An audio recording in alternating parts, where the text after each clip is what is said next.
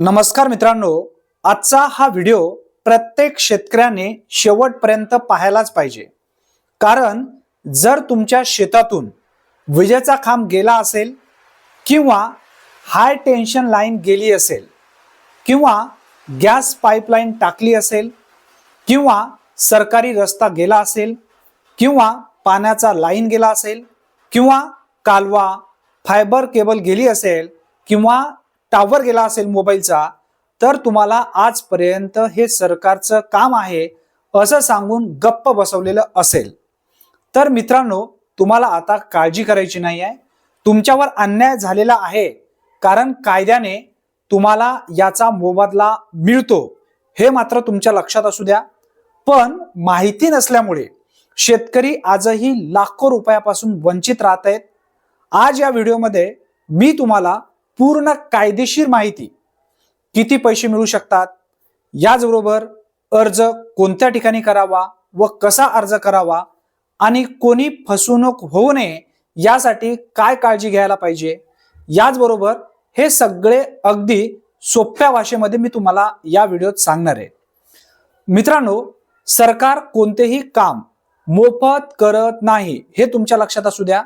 सरकारी मालमत्ता शेतातून नेली म्हणजे त्या जमिनीचा वापर केला जातो आणि जमिनीचा वापर झाला म्हणजे मोबदला मिळायलाच हवा.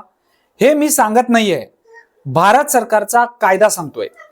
शेतातून कोणत्याही सरकारी गोष्टी जातात. चला आधी आपण स्पष्ट करूया कोणकोणत्या गोष्टी सरकारी आपल्या शेतातून जातात. नेमकं काय काय शेतातून जातं. एक आहे विजेचा काम, महावितरणाअंतर्गत हाय टेन्शन लाईन असेल, मोबाईल टावर असेल, गॅस पाईपलाईन असेल, यामध्ये जे काही विविध गॅस आहेत ते, राष्ट्रीय महामार्ग असतील, राज्य महामार्ग असतील, याचबरोबर गाव रस्ते सुद्धा असेल किंवा पाणीसाठी ज्या वापरल्या जाणाऱ्या योजना आहेत, कालवे आहेत, फायबर इंटरनेट केबल आहे, या सगळ्या गोष्टी सरकारी किंवा अर्ध सरकारी मालमत्ता आहे हे तुमच्या लक्षात असू द्या. आता आपण समजून घेऊया कायद्यानुसार शेतकऱ्यांना मोबदला मिळतो का. याचं उत्तर आहे हो. आता सगळ्यात महत्वाचा प्रश्न असा, जमीन माझ्या नावावरच आहे तरी मला पैसे मिळतात का. उत्तर आहे होय, नक्की तुम्हाला मिळतात, ते पण कायद्यानुसार. जर जमीन पूर्ण घेतली नसेल पण तिचा वापर झाला असेल तर मोबदला घ्यावाच लागतो किंवा द्यावाच लागतो. यासाठी वापरले जाणारे कायदे भारतीय टेलिग्राफ ऍक्ट, भूसंपादन कायदा 2013 हे तुमच्या लक्षात असू द्या. याचबरोबर राज्य शासन निर्णय GR असेल, म्हणजेच खांब उभा राहिला नुकसान तुमचा झालाय, लाईन गेली आहे नुकसान तुमचा झालाय, बांधकाम बंदी आली नुकसान तुमचा झालाय आणि नुकसान भरपाई मिळायलाच हवी. आता ही नुकसान भरपाई किती मोबदला मिळू शकतो. आता सगळ्यात जास्त विचारला जाणारा जो प्रश्न आहे तो म्हणजे किती पैसे याच्या माध्यमातून आपल्याला मिळतात. या संदर्भातील व्यवस्थित माहिती समजून घ्या.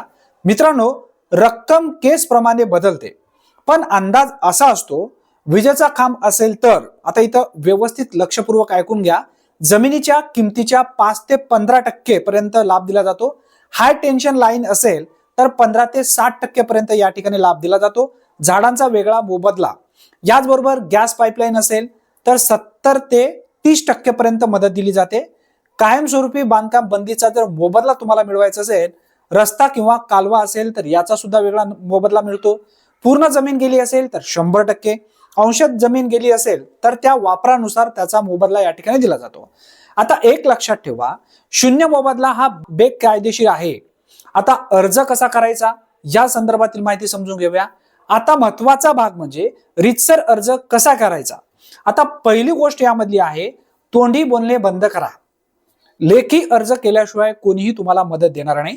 यासाठी आवश्यक कागदपत्रे आहेत, 7/12 उतारा, फेरफार उतारा, आधार कार्ड, बँक पासबुक, जमिनीचे आणि खांबाचे फोटो. अर्ज कुठे करायचा हे समजून घ्या. विजेचा खांब जर तुमच्या शेतातून गेला असेल तर महावितरण कार्यालयात करायचं आहे. गॅस पाईपलाईन गेली असेल तर संबंधित कंपनी, रस्ता गेला असेल तर तहसीलदार किंवा सार्वजनिक बांधकाम विभाग. अर्जावर रेशीवर शिक्का मात्र नक्की घ्या, सही सहित, कारण तुम्हाला नंतर ते बोलता येतं. अधिकारी ऐकतच नसेल, जर कोणी दाद देत नसेल तर घाबरायचं काही गरज नाहीये. तहसीलदार, उपविभागीय अधिकारी असेल, याचबरोबर जिल्हाधिकारी कार्यालय असेल, लोकशाही दिन असेल, गरज पडल्यास न्यायालयाच्या माध्यमातून सुद्धा तुम्हाला त्या ठिकाणी मदत पूर्णपणे दिली जाते. आणि सर्वात महत्वाचा, दलालाच्या नादी लागू नका.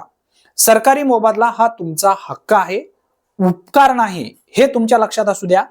मित्रांनो, तुमच्या शेतातून सरकारी मालमत्ता गेली असेल तर त्याचा मोबदला तुम्हाला 100% मिळतो.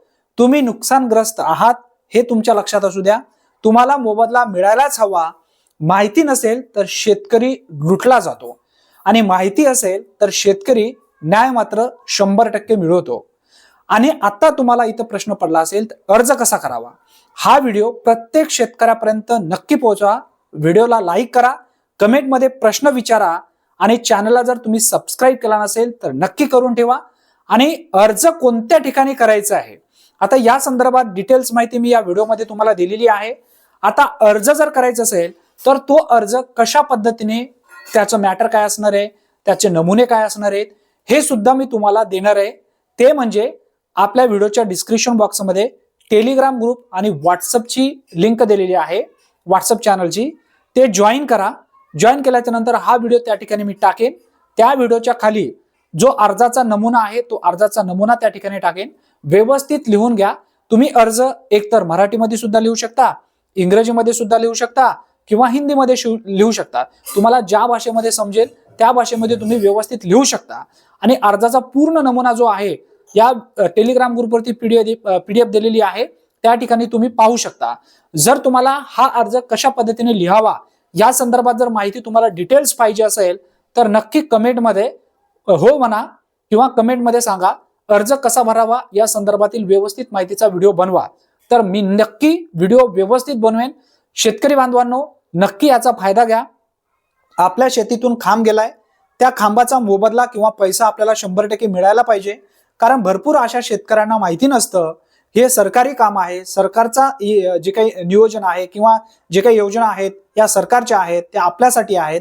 परंतु तुमचं नुकसान होतंय हे तुमच्या लक्षात असू द्या. त्याचा मोबदला सरकार 100% तुम्हाला देतं, फक्त तुम्ही अर्ज करत नाहीये किंवा यासाठी तुम्ही झटत नाहीये, म्हणून सरकार सुद्धा पुढे होऊन देत नाहीये. म्हणूनच सांगतात, जोपर्यंत लहान बाळ रडत नाहीये तोपर्यंत आई दूध पाजवत नाही.